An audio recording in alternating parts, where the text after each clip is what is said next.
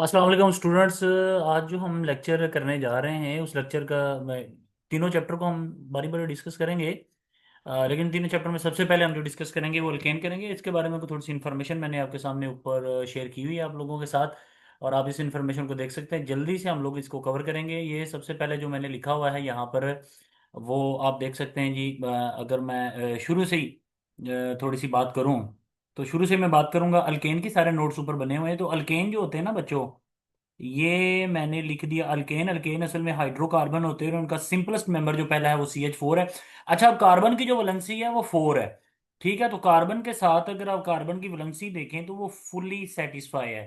Carbon की अगर valency 4 है तो कार्बन ने बांड भी कितने बनाए हुए हैं? 4 बांड बनाए हुए हैं। ठीक है, तो कार्बन की वैलेंसी 4 है तो कार्बन के साथ डायरेक्टली कितने एटम अटैच हैं? 4। तो इसका मतलब है कार्बन एक सैचुरेटेड कंपाउंड है। मतलब इसमें ना कोई डबल बॉन्ड है ना इसमें कोई ट्रिपल बॉन्ड है। ठीक है, और जो अल्केन है CH4, इसकी जो हाइब्रिडाइजेशन होती है बच्चों वो sp3 होती है। और sp3 हाइब्रिडाइजेशन का जो एंगल होता है वो एक सर या 109.5 होता है। और sp3 की जो अगर लॉन पेयर ना हो तो उसकी जो शेप होती है वो कौन सी होती है? टेट्राहेड्रल होती है। ये इन्फॉर्मेशन आपने नोट कर लेनी, ऊपर मैंने सारी इन्फॉर्मेशन लिखी हुई है। ठीक हो गया? हम उसको थोड़ा सा उस इन्फॉर्मेशन को क्लोज कर देता हूँ मैं आप लोगों के लिए, ताकि आपको उसमें पढ़ने में थोड़ी सी आसानी हो जाए। ठीक हो गया?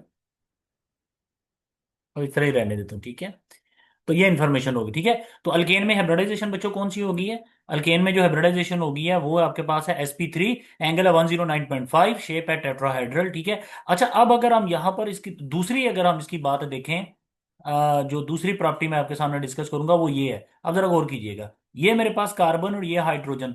तो अल्केन के अंदर सारे सिग्मा बॉन्ड है। ठीक है, और कार्बन और हाइड्रोजन के दरमियान सारे सिग्मा बॉन्ड है। ठीक है, अच्छा अब ये सिग्मा बॉन्ड पाई बॉन्ड क्या होता है ये हम बाद में डिस्कस करेंगे। नेक्स्ट लेक्चर में मैंने डिस्कस किया होगा। तो कार्बन और हाइड्रोजन के दरमियान क्या है? Single bond. अब कार्बन की जो इलेक्ट्रोनेगेटिविटी है वो 2.5 है, हाइड्रोजन की जो इलेक्ट्रोनेगेटिविटी है वो 2.1 है।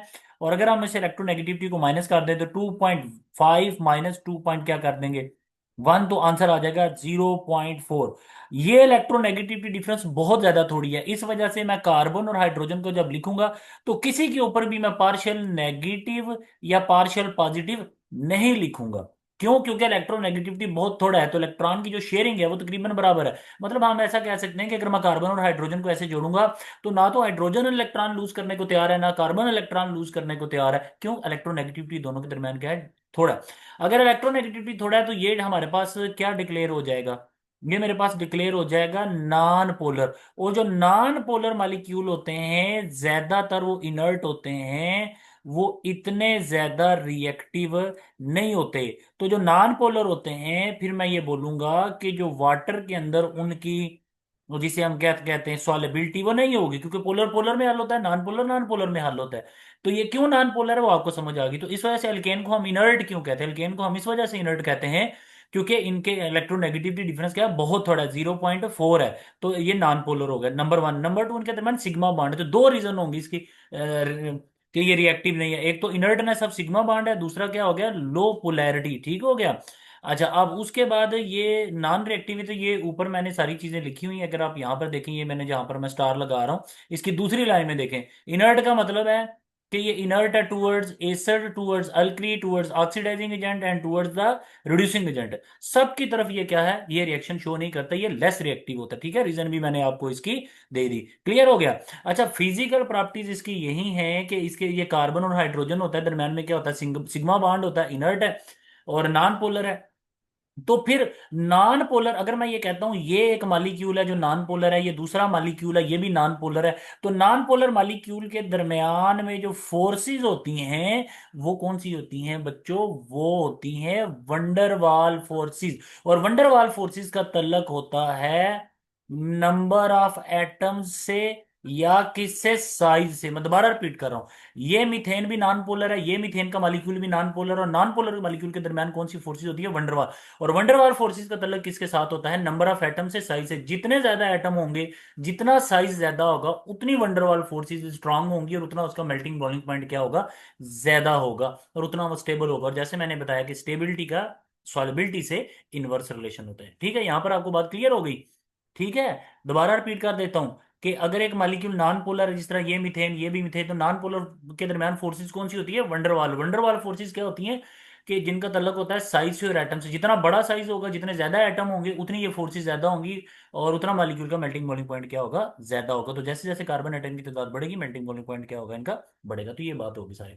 दूसरी बात कि अगर मेरे पास ये एक स्ट्रेट चेन 4 कार्बन है, और ये मेरे पास 4 ही कार्बन है, लेकिन इनमें ब्रांच आ गई, तो मेल्टिंग बॉइलिंग पॉइंट किसका ज्यादा होगा, स्ट्रेट चेन का। ब्रांच का मेल्टिंग बॉइलिंग पॉइंट इतना ज्यादा ज्यादा नहीं होगा। ब्रांच का मेल्टिंग और बॉइलिंग पॉइंट अगर आपसे कोई क्वेश्चन पूछ ले, जी ब्रांच का बताएं, ब्रांच का मेल्टिंग बॉइलिंग पॉइंट कम क्यों होता है, और जो स्ट्रेट चेन होता है उसका मेल्टिंग बॉइलिंग पॉइंट क्यों ज्यादा होता है, रीजन है सरफेस एरिया। स्ट्रेट चेन में सरफेस एरिया आपके पास क्या होता है, ज्यादा होता है, और ब्रांच चेन में आपके पास जो सरफेस एरिया होता है बच्चों, वो क्या होता है, वो कम होता है। इस वजह से हम बोलेंगे कि स्ट्रेट चेन का मेल्टिंग बॉइलिंग पॉइंट क्या होता है, ज्यादा होता है, और ब्रांच चेन का मेल्टिंग बॉइलिंग पॉइंट क्या होता है, कम होता है। ठीक हो गया, ये मैंने कुछ चीजें आपको बता दी। नेक्स्ट जो है मेथड ऑफ प्रिपरेशन है। तो मेथड ऑफ प्रिपरेशन जारी बात है, उसमें आपको सिर्फ इक्वेशंस वगैरह याद करनी है, मैकेनिज्म को इतना होता होगा नहीं, इतनी डेप्थ में ये लोग जाते नहीं। तो पहला मेथड ऑफ प्रिपरेशन कौन सा है इसका, ये जहां पर मैं टिक करने जा रहा हूँ बच्चों, ये गौर कीजिएगा, ये मैंने टिक कर दी। प्रिपरेशन कौन सा, हाइड्रोजिनेशन ऑफ अल्केन। हाइड्रोजिनेशन मतलब एडिशन ऑफ हाइड्रोजन, अल्कीन, ये मैंने अल्कीन बना दिया, ठीक है। तो इसके अंदर आप क्या कर दें, हाइड्रोजन ऐड कर दें। कैटालिस्ट कौन सा लोगे, निकल लोगे। प्लेटिनियम ले सकते हो, नहीं ले सकते हैं, लेकिन प्लेटिनियम महंगा है, नहीं लेंगे। तो हाइड्रोजिनेशन ऑफ अल्कीन, बच्चों जहां डबल बॉन्ड होता है एडिशन वहां ही होती है, ठीक है। हम अल्कीन को पढ़ेंगे आगे, ठीक है। तो ये मेरे पास मैंने अनसेचुरेशन से सेचुरेशन कंपाउंड हासिल कर रही है। क्लियर होगी बात सारी। इसमें आपसे पूछ सकता है कि हाइड्रोजनेशन एल्केन में हाइब्रिडाइजेशन के बारे में बताएं। तो हाइब्रिडाइजेशन क्या हुई है, sp2 से क्या हुई है, sp3 हुई है। एंगल क्या हुआ है, 120 से किधर गया है, 109 की तरफ। जो मैं इसका स्ट्रक्चर क्या है इसका, इसका स्ट्रक्चर होता है बच्चों sp2 का ट्राइगोनल, और इसका स्ट्रक्चर क्या होता है बच्चों, टेट्राहेड्रल। ये बहुत से आपसे एमसीक्यूज वो पूछ सकता है, तो आपने इनके ऊपर नजर रखनी है। दूसरा मेथड ऑफ प्रिपरेशन इसका कौन सा बच्चों, रिडक्शन ऑफ अल्काइल हैलाइड। तो ये मेरे पास हो गया अल्काइल हैलाइड, इसकी मैंने क्या करनी है, reduction in the presence of the zinc plus in the presence of the aqueous acid. Halogen acid लेना है, लेकिन एक्वस, रिएक्शन फास्ट करने के लिए, ठीक है। तो यहां पर आपके पास मॉलिक्यूल कौन सा बन जाएगा, मीथेन बन जाएगी, ठीक है। और जिंक दोनों हैलोजन अपने तरफ ले जाएगा। तो जिंक ने यहाँ पर क्या किया बच्चों, ये अगर आप जिंक को गौर करें, तो यहाँ जिंक पर 0 ऑक्सीडेशन स्टेट है, यहाँ जिंक पर +2 ऑक्सीडेशन स्टेट है। इसका मतलब है जिंक क्या हुआ है, ऑक्सीडाइज हुआ है। तो जो एलिमेंट एटम आइन ऑक्सीडाइज हो जाए, उसको केमिस्ट्री में रिड्यूसिंग एजेंट कहते हैं। क्लियर होगी बात सारी, ये बातें आपने याद रखनी है। अगला मेथड ऑफ प्रिपरेशन कौन सा, हाइड्रोजनोलाइसिस। बड़ा सिंपल सा मेथड है। उसमें भी आप क्या लेते हो, जो अगर मैं हाइड्रोजनोलाइसिस की बात करूं, अल्काइल हैलाइड ही लेते हो।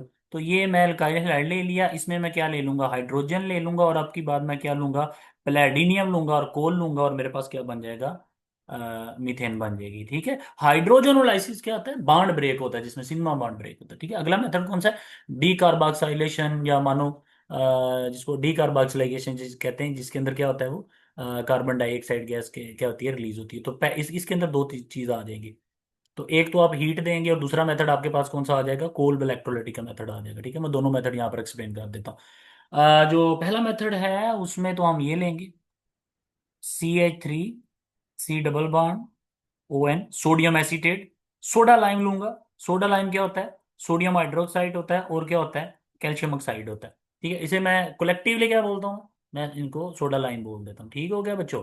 ये मैं थोड़ा सा मिटा लूँ, ताकि ऊपर नोट्स जो हैं वो आप सारे पढ़ते रहो, आपको वो सारी चीज़ें क्लियर होती रहें, ठीक हो गया। तो ये मैंने इनको रेज कर दिया, और अब हम आगे बढ़ते हैं। तो इसकी मेथड ऑफ प्रिपरेशन, इसमें आप क्या बनेगा आपके पास बच्चों, इसकी भी जो प्रोडक्ट आपके पास होगी वो यही होगी, ठीक है। कौन सी होगी, CH4 होगी, और कौन सी प्रोडक्ट होगी बच्चों, वो होगी Na2CO3। कैसे, यहां से अगर मैं बताऊं, तो ये वाला जो CH3 है, इसने किसको यहां से पिक किया, हाइड्रोजन को, तो CH4 बन गया। और इन सब ने मिलके क्या बना दिया, Na2CO3, ठीक हो गया। आपको कंडीशन जरूर याद रखनी है इसकी। अगला मेथड है कोल्ड इलेक्ट्रोलाइटिक, बड़ा सिंपल है, उसको मैकेनिज्म उसका मैं अभी डिस्कस नहीं कर रहा, लेकिन उसको उसमें इलेक्ट्रोलाइसिस होती है, ठीक है। वो जरूरत नहीं है इतना डिस्कस करने की, आप उसको याद रख लो तो इनफ है आपके लिए, ठीक है।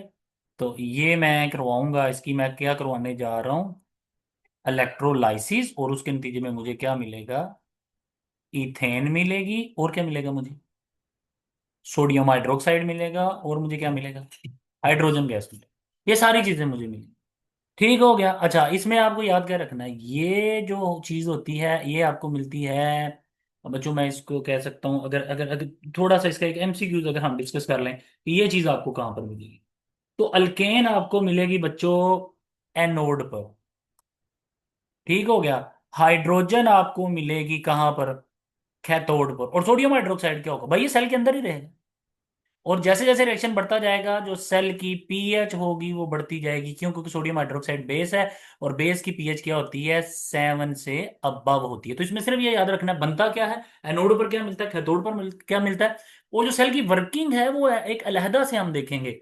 इलेक्ट्रोलाइसिस का जब हम टॉपिक पढ़ेंगे, इलेक्ट्रोकेमिस्ट्री पढ़ेंगे, तो उसमें इसकी जो वर्किंग है वो हम अलहदा से देखेंगे कि ये पूरा सेल काम कैसे करता है। उसके लिए मुझे अलहदा 15 से 20 मिनट का एक लेक्चर बनाना पड़ेगा, अनकरी मैं उसको बना दूंगा कि काम कैसे करता है। ठीक हो गया बच्चों। तो अगला जो मेथड आपके पास है वो है ग्रिगनार्ड रिएजेंट से। तो ग्रिगनार्ड रिएजेंट से हम इसको कैसे बनाएंगे, याद रखिए ग्रिगनार्ड रिएजेंट का ये फार्मूला होता है CH3 Mg Br। जानबूझ के मैंने ये लिया, ठीक है। इसके रिएक्शन किससे करवाओगे, वाटर से। और याद रखें मैंने ऊपर नोट्स में भी लिखा हुआ है, वाटर जो है वो हाइड्रोजन एक्टिव कंपाउंड है। हाइड्रोजन एक्टिव कंपाउंड का मतलब क्या है, जब ग्रिगनार्ड से रिएक्ट करेगा तो क्या करेगा, हाइड्रोजन को बाहर निकालेगा।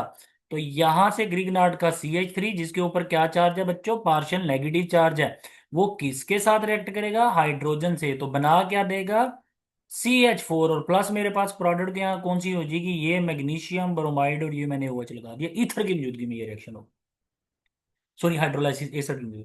तो मैं ये कह रहा हूं, ये याद रखिए। अच्छा ये जो CH3 होता है ना बच्चों, ये इलेक्ट्रॉन डोनेटिंग होता है, इस पर हमेशा पार्शियल पॉजिटिव चार्ज होता है। लेकिन विक्टर ग्रिगनार्ड का ये कारनामा था कि उसने R पॉजिटिव को किसमें कन्वर्ट कर दिया था, इसकी पोलैरिटी ही चेंज कर दी थी। इसको बजाय इलेक्ट्रॉन डोनेटिंग ये इलेक्ट्रॉन विदड्रॉइंग मॉलिक्यूल में कन्वर्ट कर दिया था। तो ये जो कारनामा था ना विक्टर ग्रिगनार्ड का, इस वजह से उसे 1906 में नोबेल प्राइज मिला था। कि अल्काइल ग्रुप तो हमेशा इलेक्ट्रॉन डोनेटिंग होते हैं, उन पे पार्शियल पॉजिटिव चार्ज होता है, लेकिन इसने क्या कर दिया था, उसमें पार्शियल नेगेटिव चार्ज लेके आ गया था। ठीक हो गया बच्चों, ये मेथड ऑफ प्रिपरेशन हो गया। हाइड्रोजन एक्टिव कंपाउंड कौन से हैं, सारे लिखवा देता हूं।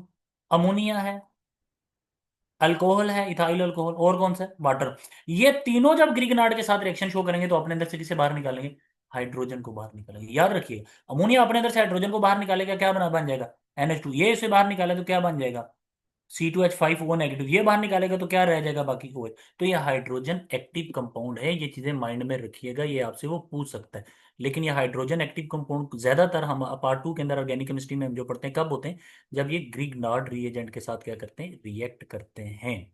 ठीक हो गया। अब हम इसके रिएक्शन की बात करेंगे। रिएक्शन अल्केन के बहुत थोड़े हैं आपके सिलेबस के अंदर, बहुत ही थोड़े से हैं। पहला, अच्छा ये रिएक्शन देगा कौन सा, चूंकि बच्चों अल्केन नॉन पोलर है, नॉन इतना ज्यादा रिएक्टिव नहीं है, तो ये ज्यादातर जो रिएक्शन देता है ना वो देता है सब्स्टिट्यूशन। याद रखिएगा सब्स्टिट्यूशन रिएक्शन के लिए आपको हीट देनी पड़ती है, सब्स्टिट्यूशन रिएक्शन खुद नहीं होते, एनर्जी देनी पड़ती है, एंडोथर्मिक है। तो फॉर एग्जाम्पल मैं एक सब्स्टिट्यूशन रिएक्शन की बात करता हूँ, ये मेरे पास CH4 हो गया और इसका रिएक्शन करवा दिया मैंने HNO3 के साथ, और मेरे पास क्या बन जाएगा, CH3NO2 बन जाएगा, नाइट्रोमीथेन। ये बहुत अच्छा सिंथेटिक टूल है, मजीद नए कंपाउंड बनाने के लिए काम आता है। अच्छा उसके बाद ये कैटालिटिक ऑक्सीडेशन का रिएक्शन देगा, कौन सा रिएक्शन देगा बच्चों, कैटालिटिक ऑक्सीडेशन। ठीक हो गया। कैटालिटिक ऑक्सीडेशन को जरा थोड़ा सा याद रख लीजिएगा कि कैटालिटिक ऑक्सीडेशन में बनेगा क्या क्या। इसमें मेरे पास मीथेन है, उसको मैं नेसेंट ऑक्सीजन जो रिएक्शन के दौरान पैदा होगी कॉपर की मौजूदगी में 400 डिग्री सेंटीग्रेड पर गर्म करूंगा, तो सबसे पहले मुझे क्या मिलेगा बच्चों, मुझे मिलेगा अल्कोहल। मजीद यही रिएक्शन कंडीशंस रखूंगा कॉपर 400, तो मुझे क्या मिल जाएगा, एसीटल्डिहाइड। मजीद यही रिएक्शन कंडीशन रखूंगा तो मुझे क्या मिल जाएगा, कार्बोक्सिलिक एसिड। क्या मिल जाएगा, कार्बोक्सिलिक एसिड, एक कार्बन वाला मिलेगा ना, तो ये ले। तो ये मैं कैसे आगे आ रहा हूँ, ऑक्सीडेशन करवा के। और अगर मैं वापस जाना चाहूं तो मैं सिंपल रिडक्शन करवाता जाऊंगा और मैं वापस चला जाऊं। क्लियर होगी बात सारी, ऑक्सीडेशन कराऊंगा तो मीथेन से अल्कोहल, अल्कोहल की ऑक्सीडेशन कराई अल्डिहाइड, अल्डिहाइड की ऑक्सीडेशन कराई तो कार्बोक्सिलिक एसिड। तो वापस जाना चाहूंगा तो रिडक्शन, मतलब अल्डिहाइड की कार्बोक्सिलिक एसिड की रिडक्शन कराऊंगा तो क्या बनेगा, अल्डिहाइड, अल्डिहाइड की रिडक्शन कराऊंगा क्या बनेगा, अल्कोहल, अल्कोहल की रिडक्शन कराऊंगा क्या बनेगा, मीथेन, यानी कि अल्केन। तो ये बात आपने याद रखनी है। क्लियर है। वुल्फ किश्नर ने और क्लेमेंशन ने जो काम किया था, उन लोगों ने एक ऐसा कैटालिस्ट बना लिया था, जैसा कि मैं आपको अभी कह रहा हूं कि अल्डिहाइड की टोन की मैं रिडक्शन कराऊं तो क्या बनता है, अल्कोहल। ऐसा ही है। लेकिन वुल्फ किशनर और क्लेमेंशन रिडक्शन ने N2H4 और जिंक जिंक अमलगम कैटलिस्ट बना लिया था, जिससे एल्डिहाइड की रिडक्शन कराओ तो अल्कोहल नहीं बनता बल्कि अल्केन बनती है। याद रखिएगा, वुल्फ किशनर और क्लेमेंशन ने जो रिडक्शन करवाई थी, उन्होंने एक ऐसा कैटलिस्ट बना दिया था। ठीक हो गया। उसके बाद ये कौन से केमिकल रिएक्शन देता है? फ्री रेडिकल मैकेनिज्म, जिसको हम जिसके अंदर किसको हम लेके आते हैं, उसके लेके आते हैं हेलोजिनेशन को। ठीक हो गया बच्चों, तो मैं यहाँ लिख देता हूँ, ठीक है। कौन सा रिएक्शन हो गया मेरे पास? हेलोजिनेशन। तो हेलोजिनेशन क्या होता है? एडिशन ऑफ हेलोजन होता है। ये मेरे पास बच्चों हो गया CH4 मीथेन, ये मेरे पास कोई हेलोजन हो गया। अल्ट्रा वायलेट लाइट, यानी कि दिन की रोशनी में ये रिएक्शन होगा, रात को ये रिएक्शन तकरीबन ना होने के बराबर हो जाता है।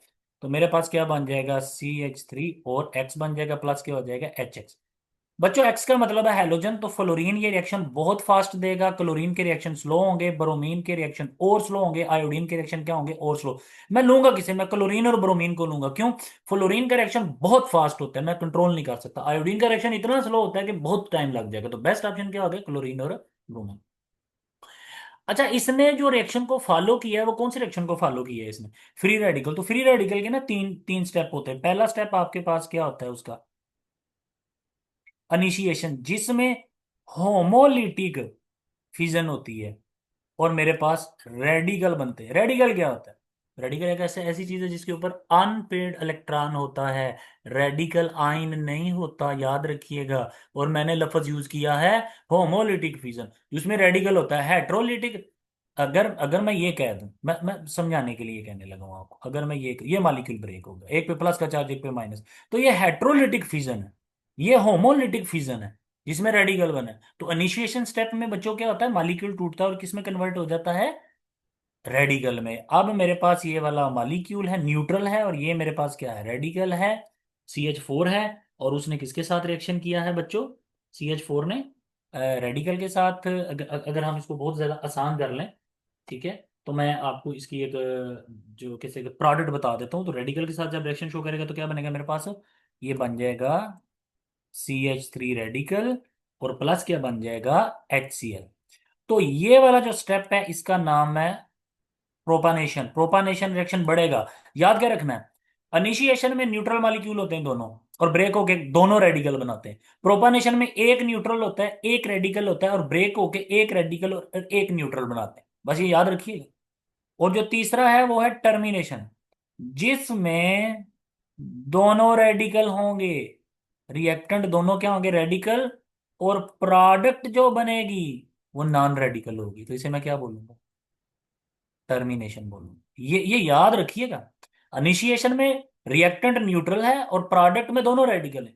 प्रोपोनेशन जो आगे बढ़ रहा है उसमें रिएक्टेंट एक जो है वो क्या है? न्यूट्रल, एक क्या है? रेडिकल। और प्रोडक्ट में एक रेडिकल एक न्यूट्रल। जो टर्मिनेशन स्टेप है उसमें रिएक्टेंट में दोनों क्या होंगे? रेडिकल। और प्रोडक्ट क्या होगी? नॉन रेडिकल प्रोडक्ट होगी। तो ये आपने चीजें थोड़ी सी क्या रखनी है? याद रखनी है। अच्छा, जाते जाते मैं आपको एक छोटी सी चीज बताता जाऊं जो आपके लिए बड़ी इंपॉर्टेंट है, वो मैंने लिखी हुई है। ये जो बच्चे होते हैं ना अल्केन, इनमें sp3 हाइब्रिडाइजेशन होती है, और इनमें जो S करेक्टर होता है वो लगभग 25% होता है।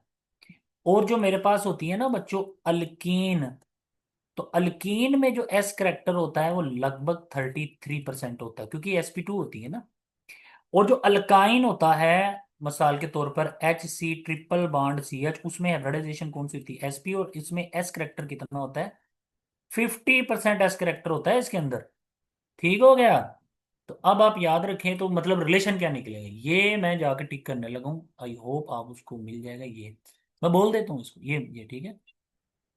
ये क्या होता है? Increase S character, increase bond strength, decrease bond length. जितना एस करेक्टर ज्यादा होगा, बॉन्ड स्ट्रेंथ उतनी बढ़ेगी, और बॉन्ड लेंथ क्या होगी? उतनी ज्यादा क्या होगी? डिक्रीज होगी। तो ये एक MCQ है, आप इसको थोड़ा सा काइंडली याद रखें। तो यही हमारा आज का लेक्चर था बच्चों। आई होप आपको उसको समझ में आई होगी। क्वेश्चन वगैरह हो तो जरूर मेरे से वो पूछ लीजिएगा। अल्लाह हाफिज़।